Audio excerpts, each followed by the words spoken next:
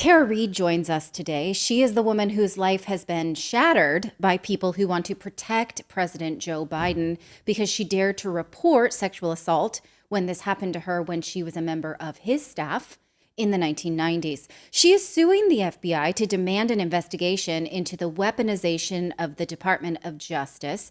This lawsuit just was released, or it's actually a claim with an intent for a lawsuit, was released just this week, and she joins us to talk about it. Happy holidays. Thank you so much for coming back on Redacted. Well, first, thank you so much for having me again. It's wonderful to see you and Clayton, and Merry Christmas to your whole team. And Happy New Year. Well, I'm safe here in Russia, in Moscow, Russia. I did offer to testify in Congress against Joe Biden remotely, and have not heard back about that possibility because they're kind of reorganizing how they were doing the hearings. And then, they had a change of speaker. So it wasn't just about my leaving for Russia. There was not a lot happening with really investigating the Biden family until just recently again. And my attorneys approached me and said, look, there were several statutes in several states that they violated your privacy. And this is happening to other people. This is happening to other, American citizens where they're being illegally surveillanced by a weaponized DOJ, FBI. So this is the first step. This complaint, it's a complaint filed with the Inspector General in the DOJ about the FBI to look at their tactics and what they were doing to me. And I think it's important because, I'm just a regular American citizen, and this happened to me. It can happen to anyone. And it is happening to anyone. It's happening to Trump supporters. It's happening to, there's a group, the Black Socialist Movement, their movement. So it's happening on the left. It's happening on the right. It's all over the place. And we need to look at how politicized the intelligence community has become and how much freedom they have to surveil. And I mean by surveillance, I don't mean, like stuff you see in the movies. I mean, like they pull your bank accounts, they look at every transaction, they pull your social media, your private conversations with family, with people, FaceTime, Twitter, or X as it's called now, Gmail, everything. And they do this through what's the secret court called FISA. And so my attorney speculated by doing some research about my case that I wasn't just being surveilled. It wasn't just like an operation of Biden's campaign. This was much bigger. This was actually a weaponized FBI operation that went all the way up to the NSA eventually. And it was done to specifically suppress my allegations against Joe Biden when he sexually assaulted me in 1993 when I was a staffer. Now, he buried the report. It's sealed in the University of Delaware. And so the next step during the campaign, when I came forward, along with 7 other women, and there are other women, by the way, who have not come forward, who are petrified to, he has tried to do everything he could, his campaign, the people working with him closely, to silence it, just like they did the Hunter Biden laptop. So the more research my attorneys did, the more they realized, because they had done other human rights cases, the more they realized, okay, this is big. This is like an operation. And so this is the first step. There's going to be another step that's taken after New Year, and we'll, of course, let you know what that step is to further try to get some answers from the FBI. So we're asking for, information about my files. How do they surveil me? Why do they surveil me? Why is there a sealed case, criminal case against me with a grand jury impaneled? And why was I warned by intelligence community members that were whistleblowers and by a sitting US congressman that my life was in danger and I had to stay in Russia? It's ridiculous. It's unprecedented. It needs to stop. And Well, in your book, you do a really nice job of detailing just how scary it's been for you since you reported this abuse in 1993. And it's gone through fits and yeah, spurts where you try to live your life and then it creeps up. You and your daughter right. don't know who's watching you, who's reporting what things, who's digging into your privacy. There's just scenes of you sitting in the kitchen and not being sure if you're being watched or not. That must be terrifying. Now, since last year, or this year rather, you have sought asylum in Russia. Has that helped give you quality of life?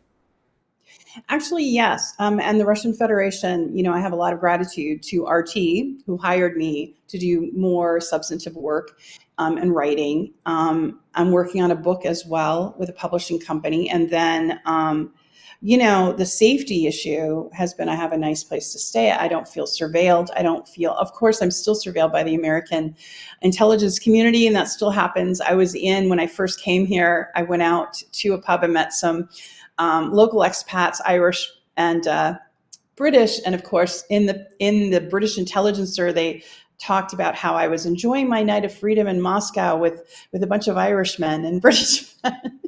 And it made me sound kind of wild, and it's just funny. It's ludicrous at this point, but um, basically, it's very safe here. Moscow is an extremely safe city anyway, and so that's been good.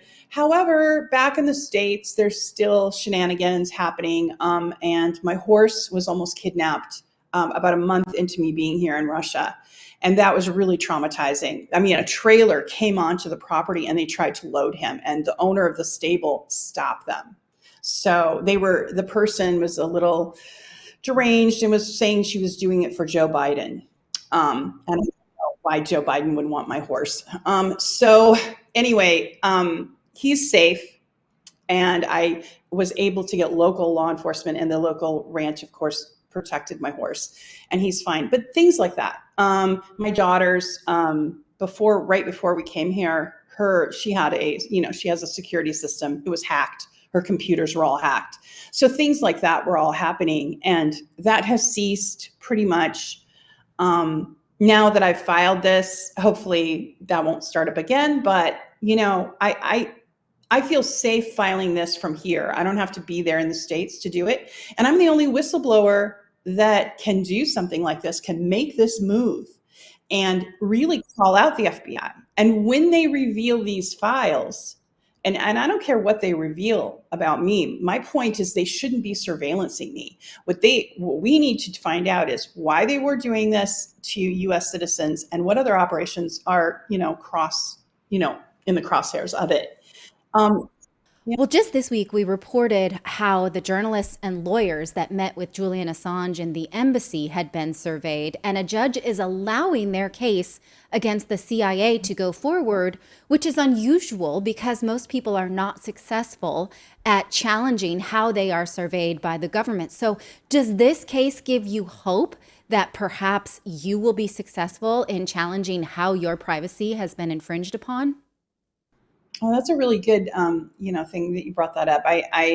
Julian Assange has suffered so much, and he also had a murder plot against him by Pompeo, and that was revealed. And there's been no consequences for Pompeo for actually. Well, more specifically, not really about Assange, Right. it's about the American citizens who met with him and their privacy was infringed upon. So you can see how this parallel would relate to you.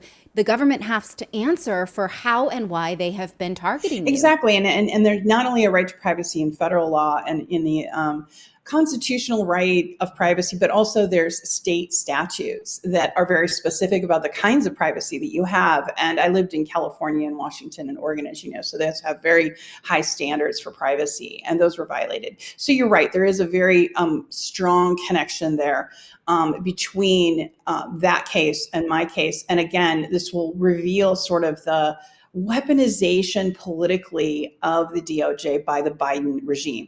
And when I talk about that weaponization, I'm not, it goes deep. It's bureaucrats that are working that kind of stay on. So it's like the former Obama staff that stayed on for Biden, right? So we need to reveal these folks that are, bad actors. Now, on the downside of this, what a law that just passed is, of course, the revamping of the FISA, and unfortunately that got bipartisan support, and that's opening up more surveillance on US citizens. Natalie,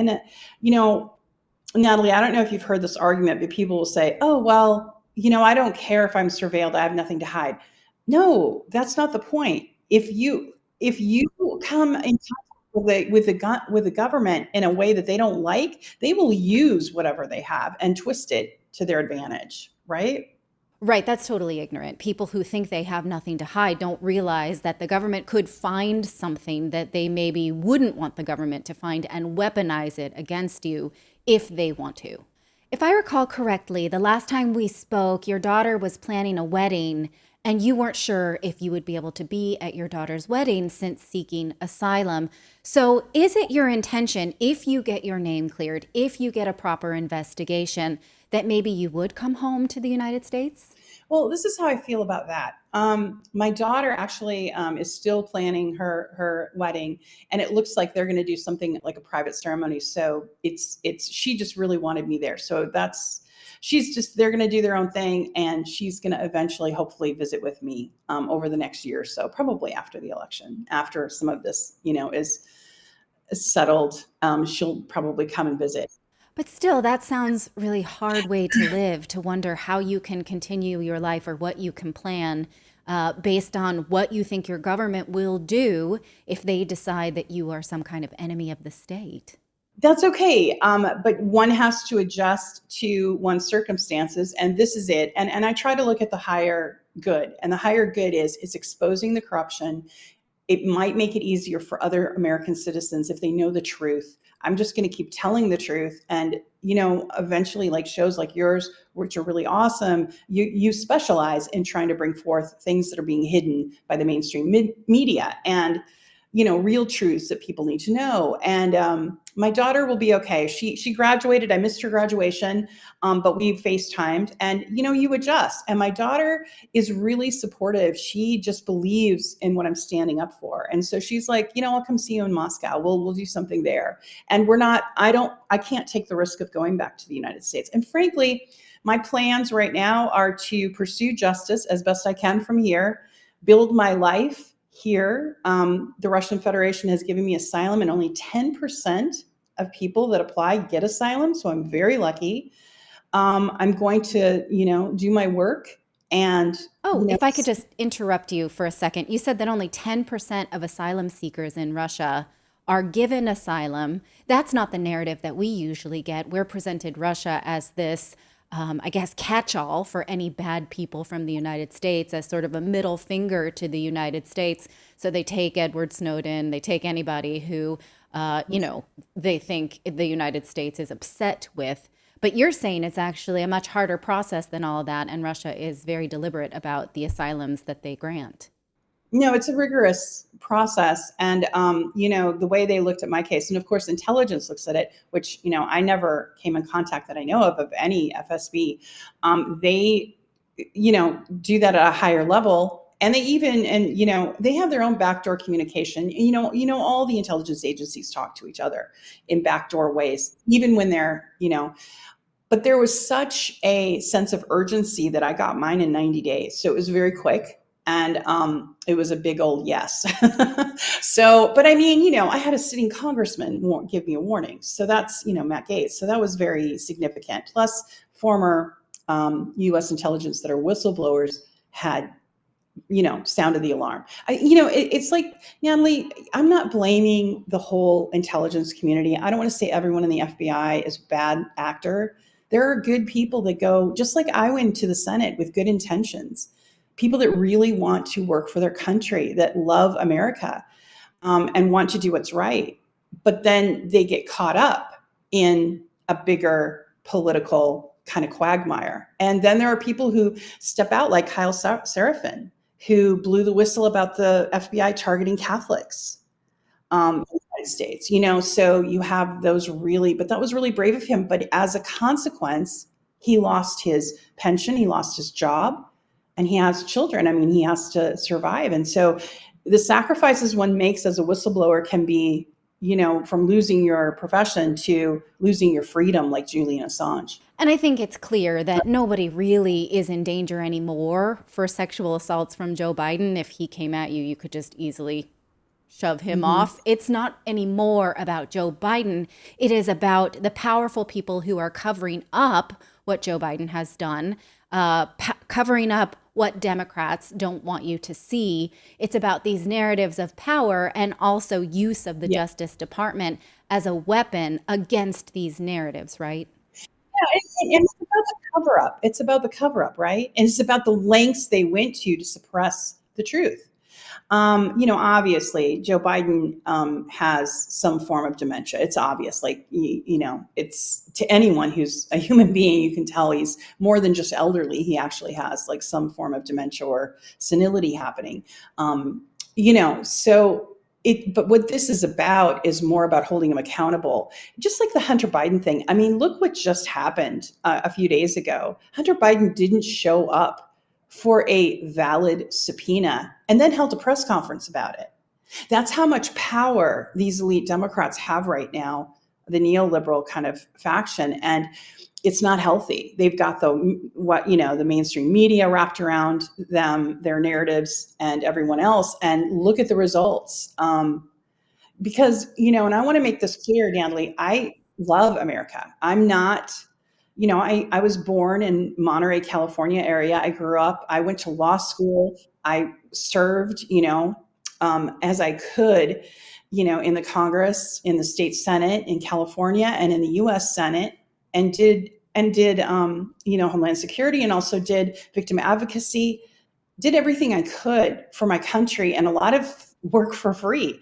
And so for me, it's been really heart-wrenching to be called a traitor when actually I was running from the government that I was serving. I was serving them.